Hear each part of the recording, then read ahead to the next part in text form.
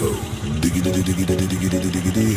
morning mga kaheros-kaheras. So nandito tayo sa tabing highway. So yan mga kaheros, nangangalap muna tayo ng video.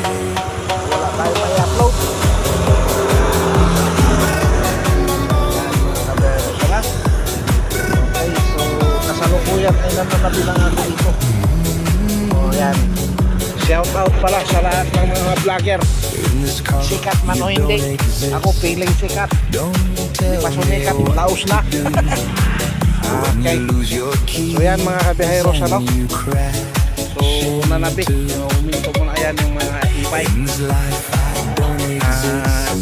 electric vehicle.